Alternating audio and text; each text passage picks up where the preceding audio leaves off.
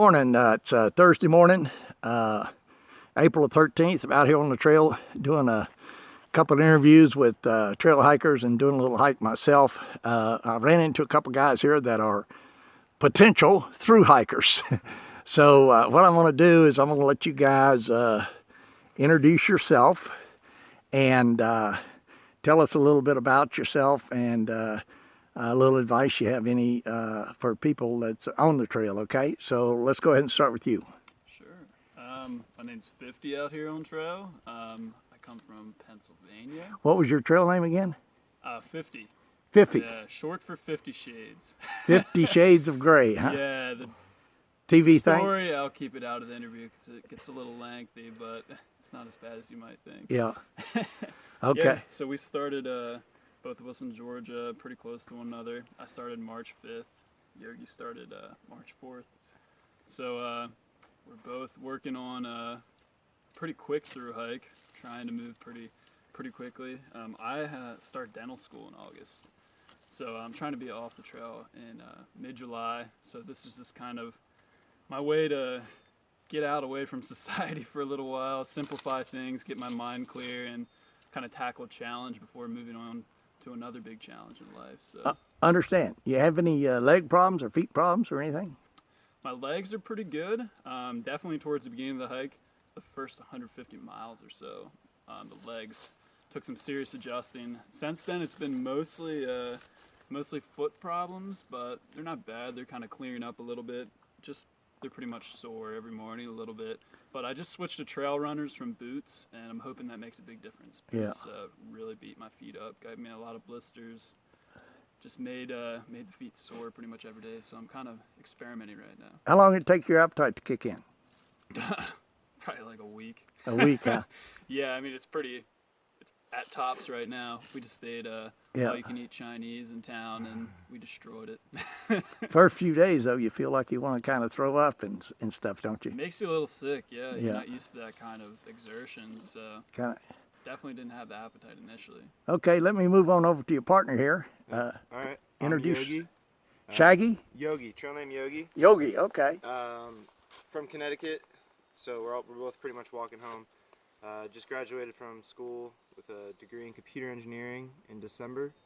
I don't start working until August, so this is what I'm doing until then. Like 50 said, we'll probably be done sometime in July. We're just so happy right now that it's warm out, and this is honestly the best weather we've seen, because we're used to one day of sunshine and then rain, and then one day of sunshine and then rain. And maybe so this snow. is the most sun we've ever seen. Yeah, and then maybe snow. Snow and ice, yeah. Yeah, winter's revenge came a couple times. We got some real cold nights. Probably the coldest I've ever been has been on this trip, and I'm from New England. Yeah, we had snow here in Virginia. I'm in a little bit north of Pearisburg on the trail. I mean, that mid-March cold front was absolutely miserable at times. Like, you'd be walking down the trail and your water would freeze, and you can't even drink. Like, you're sleeping with your Sawyer every night. Your water's freezing before you can even drink it.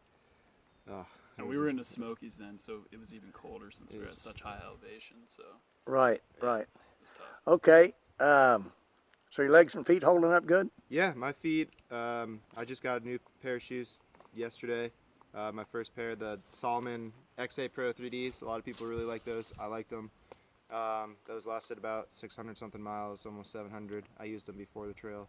Did you have the same problem with your legs and your appetite and so forth that he had when he started? Well, I was force feeding myself in the beginning for sure, just to get the calories down.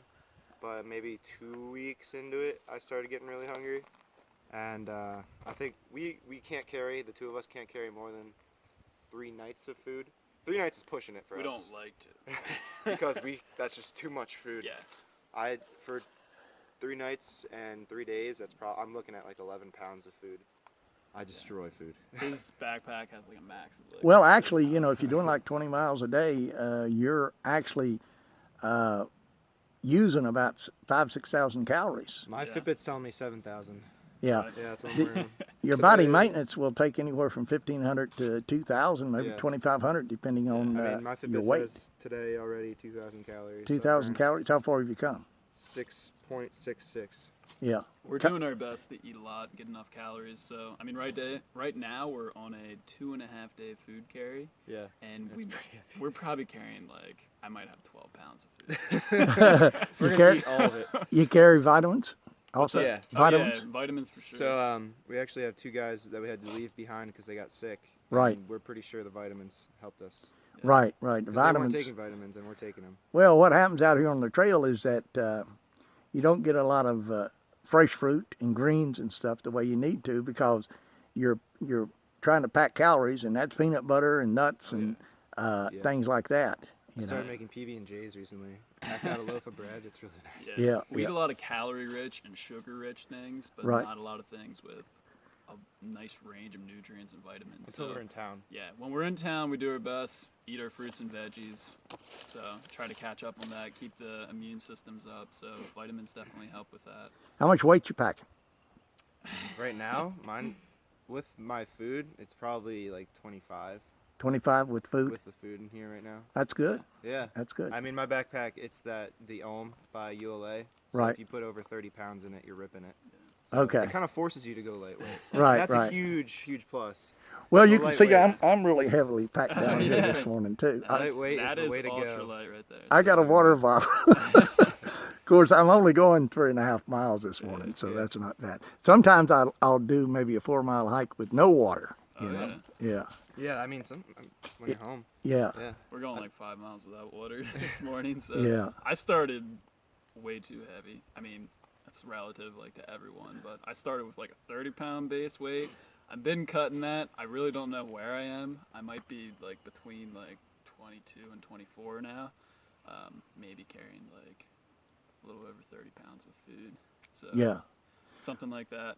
Definitely, the more weight you cut, the lighter you can go out here, the more enjoyable it is. Absolutely. People always say, oh, you know, like I like my heavy pack, I like my luxury items. Yeah.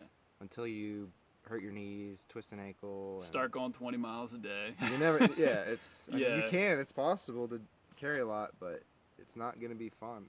Nah, so if you're carrying a lot, you got to keep your miles down, or else you'll get beat up way too quickly, and you won't last out here. So Right. Lightweight is. way to go. absolutely, even if it costs a little bit extra, it's worth a little bit. So I mean, since I've been on trail, I've like spent a bunch of money on random gear items just to cut my weight. So I wish I would have done that beforehand, when it was easier, easier and cheaper. What about some advice for potential through hikers or somebody interested maybe in the future hiking, or some people just starting out right now? I did like 4 section hikes before I started my through hike, so I knew exactly what I was going to expect. Don't come out here never stepping foot on the trail before. So the first time I ever packed out, my backpack was like this big, and like I'm on my 4th backpack, like 2nd tent, 2nd sleeping bag, 2nd sleeping pad.